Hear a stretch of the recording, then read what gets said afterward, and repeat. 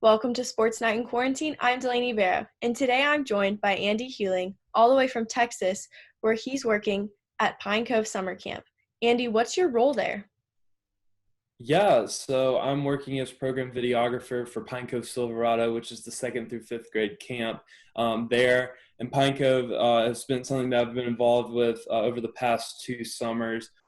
Just amazing ministry and a great way to spend my summer over in Texas. So what I do is I create program videos for kids for some of the big events that we have during the week, and then also I'll film anything that needs to be filmed for like maybe social media or also like skip videos that we do during the week. So it's a really cool job. I get to work with a lot of people and then get to be involved with all the staff around the camp, and it's just an incredible experience. And I'm so glad I can be here and doing something that I love, is working with a camera. But also definitely, still keeping track of the sports world as we go through these couple weeks. We're really excited over this past couple of days. I'm a big soccer fan, as some of you know, and some of the major soccer leagues are coming back in June, and that's just been such a delight for me to see that my weekends might consist of watching some sports again, as the Premier League, La Liga, Serie A are all coming back.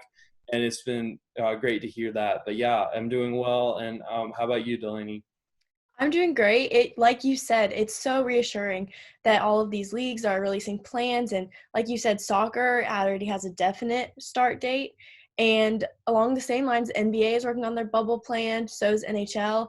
And the NBA, they're actually looking at a June 1st start date with a 3-week kind of readjustment period, which includes a week for traveling because so many players don't live in the cities that they play in, and then an additional 2 weeks for quarantine. So is this reassuring to you? Do you think that the NBA will actually start games by the end of July? I think if they take the measures that the leagues in Europe are doing, yes, I think no fans will help, because that is what should have, like I've said before, that is what should have been done a long time ago. Is they should have played with no fans. I understand the risk early on in the pandemic, and how it just couldn't be done with the way it spread so fast, but I think now it's reassuring to hear and see the leagues that have started, and then knowing that the U.S. and sort of the North American sports will start to be right behind those European teams. So it's not far away that we'll see American sports. It may look different. I mean, sure, there's going to be playoffs, there's going to be tournaments. It's going to look really odd. Baseball is going to probably play a half or maybe even 2/3 of their schedule, so it's going to be totally different than what we've ever seen. But I think it will provide fans something to do as we kind of get towards the tail end of the coronavirus pandemic. At least we hope it is. And yeah, and I think it's reassuring for all sports fans. I agree. It definitely is reassuring. But like you said, it's going to look so different. Shortened MLB season, pretty much everything else is going to be shortened. There's going to be maybe some knockout wild card brackets to choose those last two playoff spots. Do you think that because everything's going to look so different, the supposed COVID Cup is going to have an asterisk next to it? And do you think that that's kind of going to tarnish whoever wins in whatever league this year? Yeah, I think it will. Even today, over in England, some of the players are called out. Liverpool, who's the first place team in the Premier League, saying that just because they are going to most likely win the title, they're 22 points ahead of Manchester City at the top of the table with 2 games left to win it all. I think they're making the point that everyone is saying, is that Liverpool's not really going to feel like a champion. And I feel like for other leagues, it's going to feel the same way. It's like you ran a marathon for, month after month, but then you had to stop for 2 months. And then you get back up and run the rest of the race. I don't feel like that's worthy of really too much celebration. I feel like personally for some of the teams, I'd be like, why are we even playing? Like, if you're a team that doesn't have a chance to make the postseason, or you just rock bottom of a league, I don't understand, why you would want to have any motivation to play. Now, obviously, the teams who are doing well want to play and they want to win a championship, but I still don't feel like it's going to be even worth it for a lot of people. So I think that's kind of the other side to having sports is you have to worry about the integrity of this season and who really deserves a championship when it's all said and done. I agree. There's one side, like you said, is it really a real championship? Those who had very low potential to win now have almost none, even though they could have possibly fought their way to the playoffs and up those seeds. But I think that there's also an argument for this could be one of the most dramatic championships ever, because everybody's going to remember this because it occurred in the year that just transformed everybody's lives. And I think it could potentially be seen as almost a badge of strength and perseverance that they were able to recover from, like you said, those 2 months off and just come back and win. Even if they are already highly ranked, I think it still is incredible that they are still persevering and just pushing through the sport because they truly love it. And so I do feel that there is another side to that argument that maybe this championship, it won't mean the exact same, but it'll definitely be different. Yeah, you're right. I think, we do look at, this whole COVID thing, and yeah, it tarnishes a title, but I do agree that it would be a pretty remarkable thing to win a major championship in any league in sports because, like you said, I mean, it's one of the wildest years we've ever seen on this planet. And yeah, to win a title after sitting around in your house for 2 months would mean the world for a lot of athletes who haven't had the chance to go out and train with their teammates or work out and do things like that. So I think it's a really hard line to walk because it's like like I said, at this point, it's like, is it really worth it? But at the same time, uh, it really could be all that worth it for a lot of teams. Exactly. I definitely think it would be worth it for the team who won. I'm sure that some of the second place, third place teams, they'll kind of be questioning and maybe make some calls about how it just shouldn't have happened. But it'll be interesting to see, and hopefully everything gets to resume. But the issue has been brought up about, are franchises caring more about the business aspect of the games more than their players' health and safety? Because Nashville Predator Matt Duchene brought up that issue that NHL players just want their safety. And especially with college campuses potentially reopening and the plans for sports and those NCAA practices starting, do you think that too much importance is being placed on the business side instead of the players' health? Well, I think this is really just a worldwide problem right now is like how our business is going to bounce back from this. And I think there comes a point where you have to take a risk of I'm not saying throw people's lives in jeopardy, but if you can take a good risk for a good reason to have people back in sports, I think it's worth it because there's got to be a point where the U.S. and everyone has to say, okay, we need to get the economy back where it needs to be. Now, I don't know, much about that, and I'm more of a sports person, but still, I can understand that like businesses are failing, people are losing jobs, the unemployment rate just spiked up way higher than it was before this pandemic. And I think, you've got to get people back to work, and that includes sports and professional athletes, regardless of what's going on. And I think, especially now more than ever, because we're starting to see numbers go down. And I'm in Texas, and it's one of the, probably, if not one of the biggest areas of this continent. It's definitely the biggest state in the country, and their numbers are starting to go down. And I think been a great sign for people in Texas just to see, the changes and the things that are happening. So I think that comes to a point where, all the country has to, you have to take that risk. And I'm not saying if you have to, but I just think, to get where we have to be to get to normalcy, that's what they're going to have to do. They're going to have to bring back sports. And sure, it sounds like a business, but I think it's just the true facts. I agree. Sports do need to come back at some point. And while I do feel like things have started to slow down, last week the highest worldwide number of cases in a day was reported, which is very unnerving. But I still think that I see people outside walking, hanging with their friends, and I do think people really want to go back to their normal lives. And I know that a lot of people are still doing social distancing, wearing their masks as they should. And I think you're right, is sports need to come back, and as long as the proper precautions are taken, I think that there's a good chance that the safety will be balanced well with the business aspect. But in regards to NCAA, how do you think student athletes, they're also students. So do you think that they should be treated differently and maybe their sports held off, or do you think they should be treated the same as the pro leagues?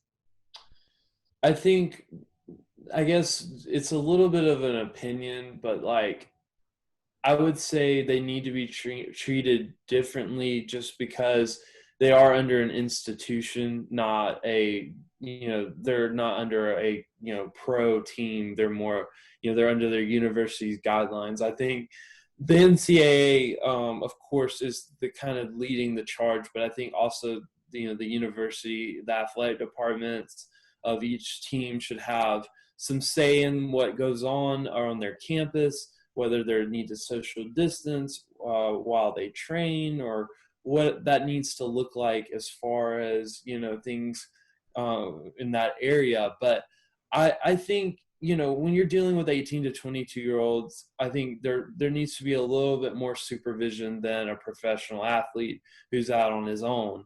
But I think at the same time, they need to have a little space. They need to, to have their say in things. But I just think the aspect of, them not being professionals, not paid athletes, leads me to say they need a little bit more supervision from their institution on this matter. So I think it's really just a university to university basis. I agree. And you made up a really good point about student athletes being under institutions. That's the whole reason that we've had discussions on huge basketball players committing to the G League over college. It's just completely different institutions. Like the pro leagues are, you get paid. That is your entire career. But there are so many student athletes who don't even go pro, so they do require that education. And like you said, they do need a little bit of supervision. And so I do think that if they end up treating NCAA sports differently than the major league sports, I think that that is a smart decision. Yeah, no, I agree. I think, when you look at this day and age, I've said it before, is the NCAA starting to really become a way that athletes are, getting on the stage so they can get to the pros. But we're even seeing, though, that now that the NCAA is becoming almost like a professional organization, which I guess is sort of unfortunate because you would like to see players want to, actually give their all for their school. But at the same time, I would like to, see the NCAA grow and evolve. But they're not going to do that if they don't break away from these institutions. And I think that's just a huge talking point, is like, how far has sports gone from where it needs to break away from the whole college world itself. And I think, if they continue to push forward, especially with the talk about paying players, I think you get into a conversation where maybe you should take that step. I don't think personally they should, because you go to college to get an education, but at the same time, you're starting to see this trend where maybe that it may be the right decision one day.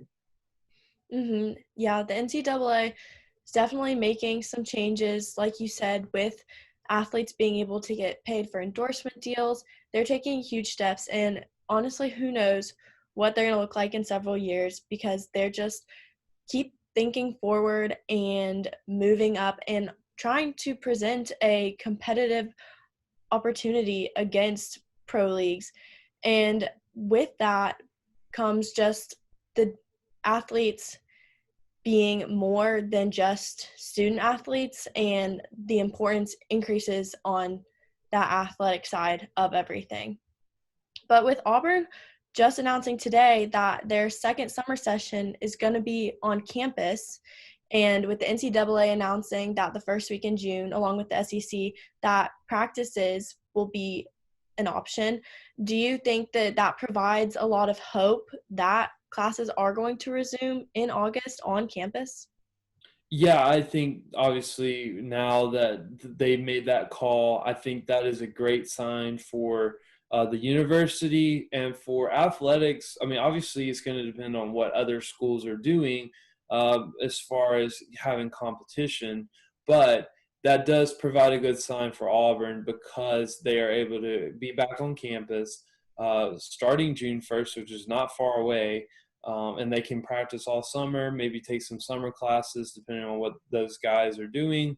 And I think that's great. I mean, I'm very glad that they made that decision. Instead, I thought that they would open in the fall and not in the summer, just for the to keep everyone away. But I think reading what the president said, they're going to have social distancing.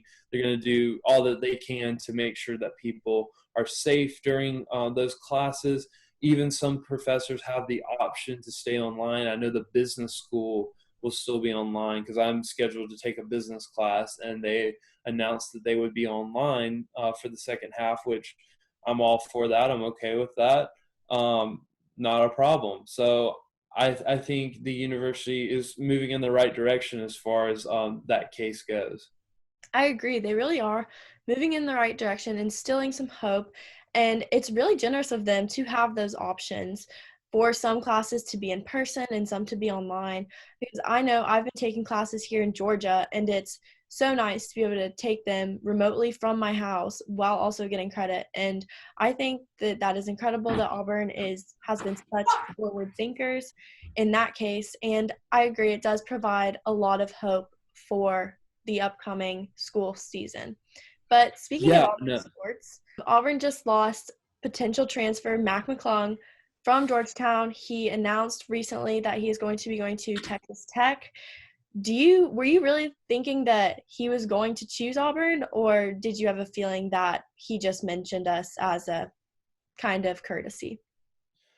yeah, I think it was just a mention because Auburn is getting to be one of the bigger schools in basketball, but I just didn't see him coming in and really playing, honestly, just because of Auburn's talent that they've recruited, especially Sharif Cooper being there. I just think that would have been one guard too many. I just think Auburn's set right now where they are. If they didn't have the deep bench play that they required, I could see him coming there. But there wasn't just much of an opportunity for me to see him playing. I think he would have clashed too much with Sharif Cooper, and I don't know. I just think that would have been a bad move to pick him up because he wants to start, and Georgia Tech's a good move for him because they're a school that's kind of coming up in the world and trying to get better as a basketball program. I think he'll fit in really well there. I agree. And like you said, Auburn has really good deep bench play, and the team is super young this year, but I'm excited to see how they perform. And like you said, they have one more scholarship slot to fill, but I don't think that McClung would have been that great of a fit. He did want to start, and I think that he'll do great at Texas Tech. So we'll just have to see. I'm sure that Auburn will do great without him, and they will fill that scholarship spot with somebody who will be a perfect fit with the team.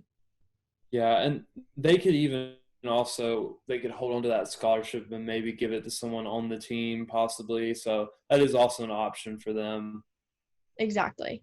But one last headline, which is super interesting, is the Miami Dolphins announced the other day that they are going to be turning Hard Rock Stadium into a drive-in movie theater as an additional source of revenue. And they're going to play some movies, old games, different concerts, and you're going to be able to order concessions from your car and they get delivered, and 230 vehicles fit inside the stadium. So that's a creative way to ensure additional revenue in case there are no fans this season. But what are your thoughts on that? Do you think that other stadiums should consider this same option? Well, it's funny because I looked on Instagram today and I saw other like people around the world have been doing this. Like soccer leagues have even let their fans like watch via Zoom, like at the game, and like on their jumbotrons that has all the fans watching the players.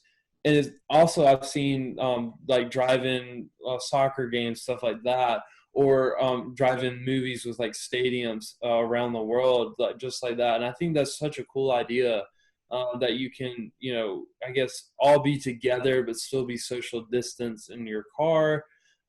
Yeah, I think that's a brilliant idea to get people involved, especially in the city of Miami, to get people down to Hard Rock Stadium and even make a little money, I guess, off concessions and stuff. I think that is a really cool idea, very genius from them, and I think that'll give them a way to kind of get some entertainment back into the city of Miami. I agree. And if Mercedes-Benz ever decided to do something like that, I think that I would probably go to a movie there. But that's all we have for today. Thanks for tuning in to another Sports Night in Quarantine. I'm Delaney Barrow, joined by Andy Hewling. Don't forget to watch us next week.